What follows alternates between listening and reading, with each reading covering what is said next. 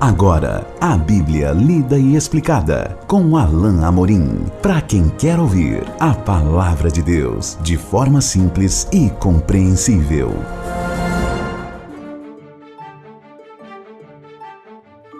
Olá, querido ouvinte, querida ouvinte. Estamos de volta com mais um programa, a Bíblia lida e explicada. Eu sou o pastor Alain Amorim.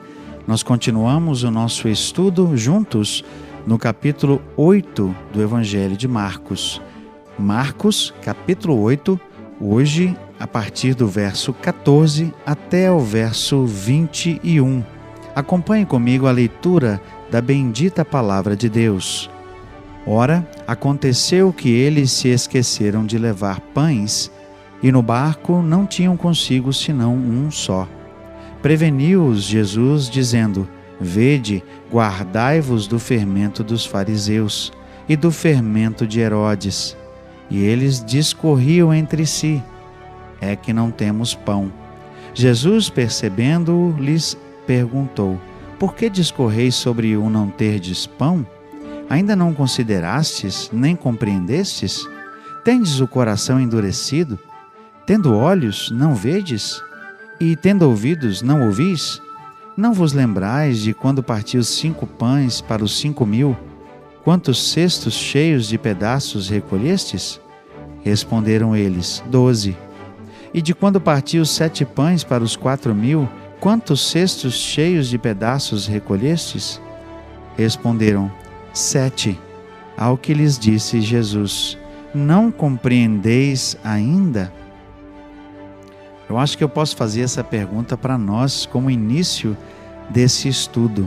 Vocês não compreendem ainda? Eu quero perguntar a você se você compreende o que Jesus estava aqui dizendo. É interessante esse trecho porque Jesus usa algo natural naquele tempo, ou algo material, para então fazer uma comparação espiritual. Algo certamente não é novo, algo que não é novo para Jesus. E esse processo natural, ou essa coisa natural, é o fermento. O fermento aqui, na verdade, é usado para simbolizar o ensino. Mas exatamente essa palavra é usada de maneira proposital por Jesus, porque infelizmente, e isso era tanto verdade naquele tempo quanto é no nosso tempo, ensinos ruins, ensinos que são perniciosos, têm uma capacidade de se reproduzir, têm uma capacidade de crescer e de influenciar negativamente tantas pessoas. Nós estamos no contexto de um Brasil que é extremamente místico, num Brasil em que muitos conhecem a palavra de Deus, mas que não compreendem verdadeiramente, num contexto em que tantos ouvem tantas coisas, até mesmo, digamos assim, revestido ou travestido de bíblico, de algo saudável, mas que na verdade é um desvio da palavra de Deus. E nós temos hoje muito fermento em nosso meio. Nós temos hoje, aqui no contexto brasileiro, tantos ensinos que na verdade não são bíblicos, não são bons, e que vêm disfarçados de coisas boas, vêm disfarçados de ensinos bíblicos. Então, eu creio que para o nosso tempo, essa palavra é tão pertinente.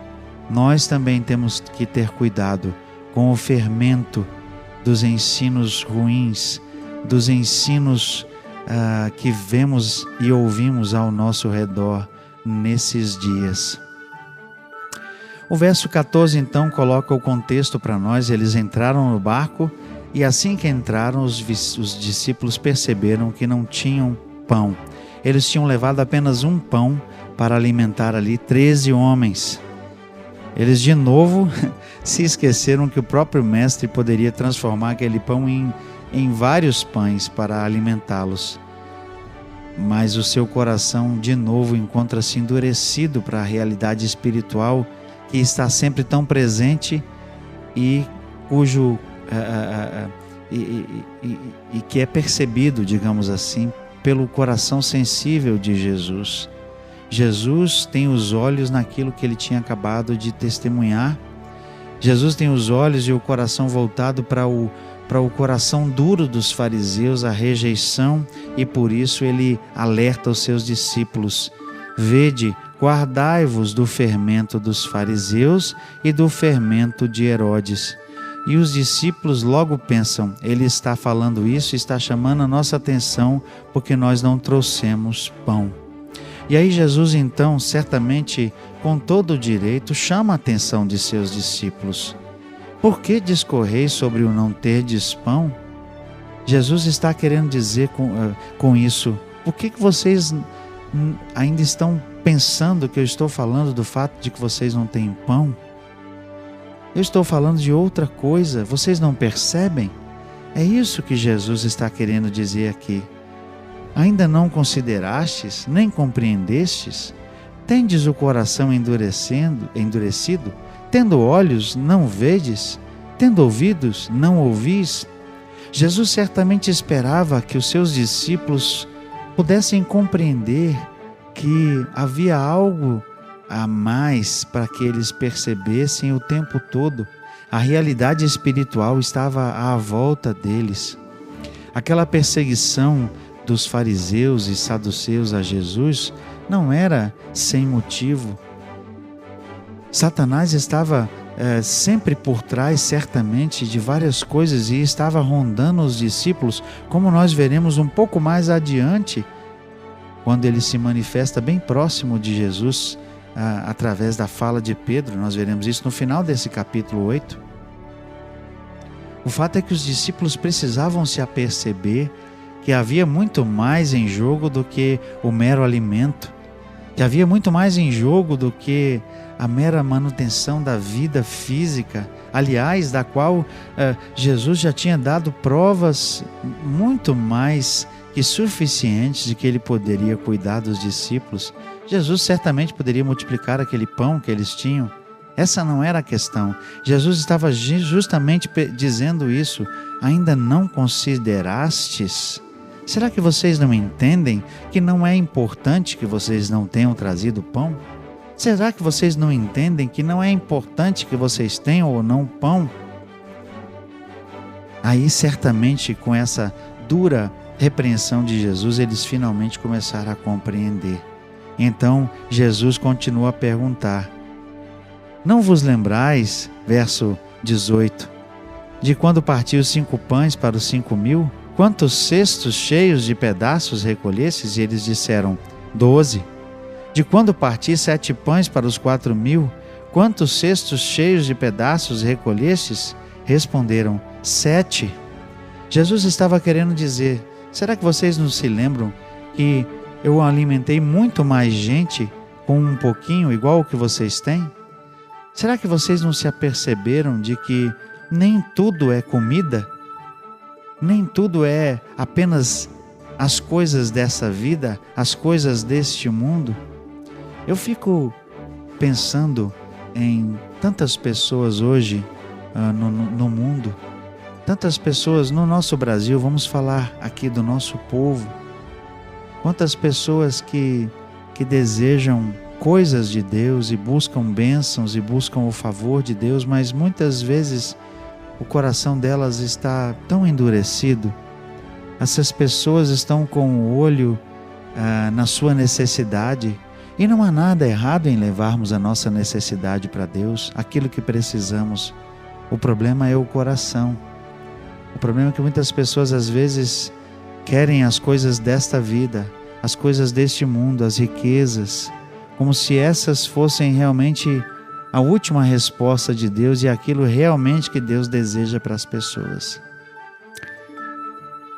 E essas pessoas falham em ver que o pão espiritual é muito mais importante, que a comunhão com Jesus é muito mais importante, que a salvação da alma é muito mais importante, como nós veremos em outro trecho aqui também no capítulo 8, de que vale ao homem ganhar o mundo inteiro e perder a sua alma, como o próprio Jesus pergunta.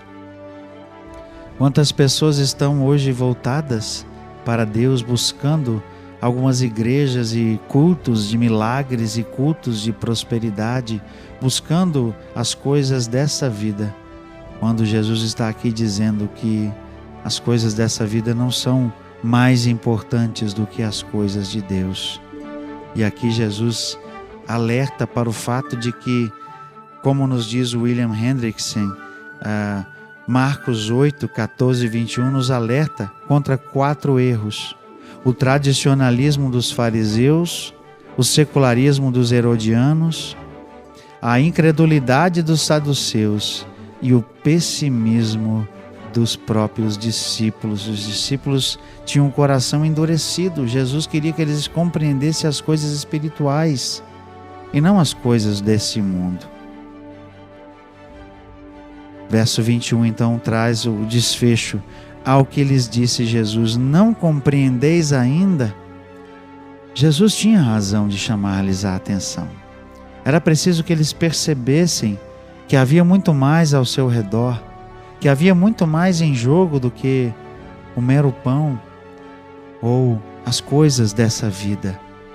As almas das pessoas, as próprias almas dos discípulos que precisavam ser trabalhadas, suas vidas precisavam ser desafiadas, buriladas pelo Mestre, e eles estavam preocupados com